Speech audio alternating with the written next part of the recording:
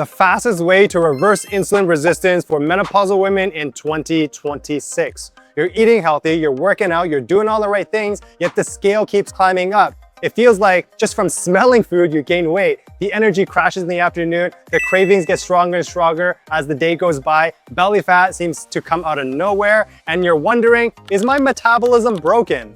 The good news is that your metabolism is not broken, but most likely your insulin is, and I'm about to show you how to fix it. Before we dive into the exact formula, we need to understand what insulin actually is. Insulin is a hormone made by your pancreas, and its main job is to help you move sugar from your bloodstream into the cells so it can be used as energy. Now, when we eat carbs, for example, potato, bread, pasta, rice, fruits, yes, even fruits are carbs, those carbs get broken down into a simple sugar we call glucose. Every time we eat carbs, your blood sugar level rises. In other words, your blood glucose levels rises. Our body produces insulin to bring down our blood sugar levels. Think of insulin like a key. Insulin unlocks the door to your muscle, your liver, and other tissue that sugar can get inside and be used as fuel. Now, insulin is also a fat storage hormone. If we don't use those sugars, it can be stored as fat pretty quickly. The problem starts when we constantly flood our body with more sugar and calories they can handle. Over time, the cells become less responsive to insulin, and this is what we call insulin resistance. Now, your body has to produce more and more insulin just to do the same job. If we don't improve insulin resistance, we can become pre-diabetic and eventually lead to type 2 diabetes, which can eventually lead to a heart attack or stroke. Now, I don't say this to scare you. I say this so that you guys can understand that insulin resistance is serious. And if you're serious about reversing it, here are 3 things we can do. And if you add them daily into your routine, we can completely reverse type 2 diabetes. And on average, my clients reverse their diabetes naturally in less than 6 months with the same 3 things I'm about to share with you guys. Number 1, reduce sugar. One of the simplest things you can do to improve insulin sensitivity and support weight loss during menopause is to start paying attention to our sugar intake. A good rule of thumb is to choose foods with less than 5 grams of sugar per item and no more than 25 grams of added sugar per day.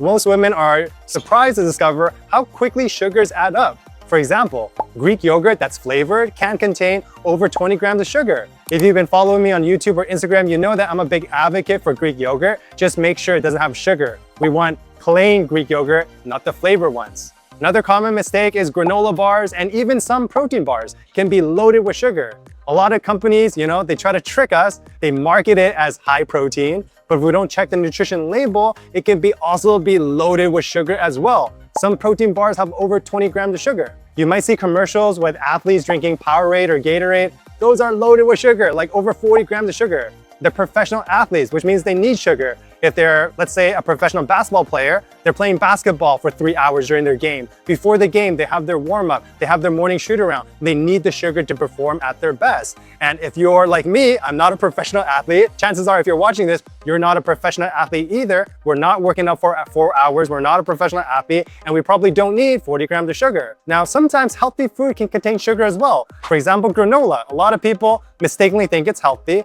but again, it's loaded with sugar. If you like granola, you can make it yourself easily with regular oats and then sprinkle in with a little bit of cinnamon.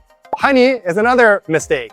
Yes, honey has health benefits. Yes, honey is good for our sore throat. Yes, honey is an antioxidant. But again, it's still sugar. Skip it. Every time you're about to eat something, check the nutrition label and make sure it's less than 5 grams of added sugar. Number 2, daily exercise and daily movement.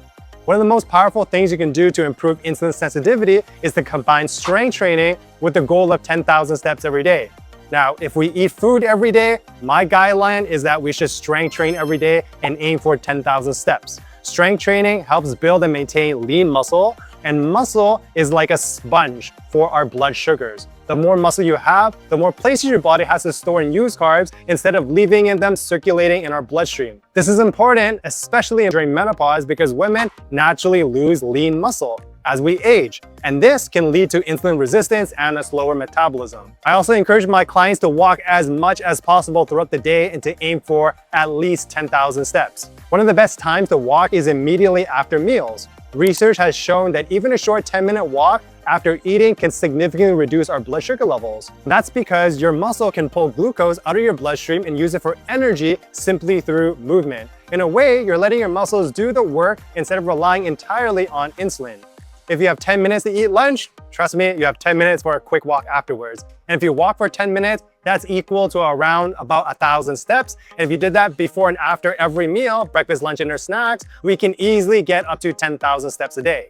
Now, these habits may seem small and insignificant, but over time, they can dramatically improve insulin sensitivity, increase energy, reduce cravings, and make weight loss during menopause a whole lot easier. Really quick before we get back to the video, if you need help with one of these 3 things, number 1, you're looking for a workout plan, nutrition plan specifically to help you lose weight. Number 2, you're going through menopause and you're stuck in a plateau. Or number 3, you're looking to work with a coach to keep you accountable with your fitness and nutrition.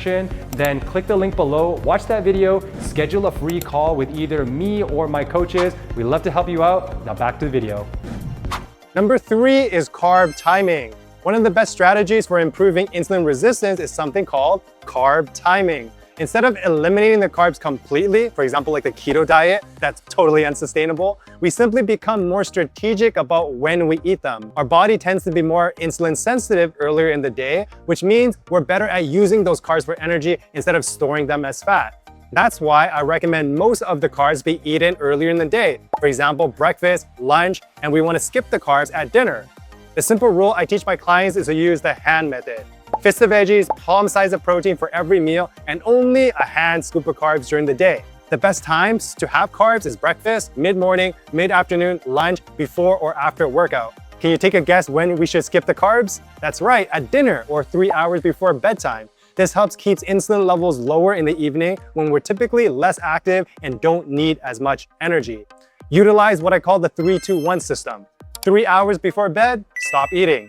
2 hours before bed, stop drinking fluids. 1 hour before bed, no more screens. Another benefit of skipping carbs at night is that it naturally creates a fasting window. If we finish dinner at 7 p.m., and let's say the earliest we're eating is 7 a.m., that's a 12-hour overnight fast, and everyone should be fasting for 12 hours anyways. For example, let's pretend you had a late night snack at 11 p.m. When's the earliest we should eat the next day? 11 a.m. Sleep in, get your 8 hours of sleep so that you maintain a 12-hour fast. This is gonna give your body time to rest, digest, stabilize your blood sugars, and improve insulin sensitivity overnight. For many women, a simple 12-hour overnight fast is much more sustainable than extreme 24-hour fasts. Remember, the goal isn't to fear carbs. Carbs are not the enemy. The goal is to eat the carbs at the right time, the right portions, using the hand method. Prioritize carbs earlier in the day, skip the carbs at night, and maintain at least a 12-hour overnight fast. This again is going to improve your blood sugar levels, reduce cravings, support weight loss, and help reverse insulin resistance naturally. So, what are the big takeaways from this video? If you want to improve insulin resistance naturally, focus on 3 things. Number 1, reduce sugar. Aim for less than 5 grams of sugar per item and less than 25 grams of added sugar per day. Number 2, strength train and hit 10,000 steps daily. Block out time to exercise every day and take a short walk after meals. Number 3, carb timing. Have most of your carbs earlier in the day when your body is more insulin sensitive, and skip the carbs at dinner and late at night. Stop eating after dinner and wait until breakfast the next morning to complete a 12-hour overnight fast. Now, if you're wondering, okay, Coach Patrick, you sold me on a 12-hour fast, but how about a 14-hour fast? Is that better? Or what about a 16-hour fast? Is intermittent fasting even safe during menopause? You're gonna wanna find out the answer to this in my next video, because in the next video, I talk about the 5 levels of intermittent fasting for menopause. Go check it out right here.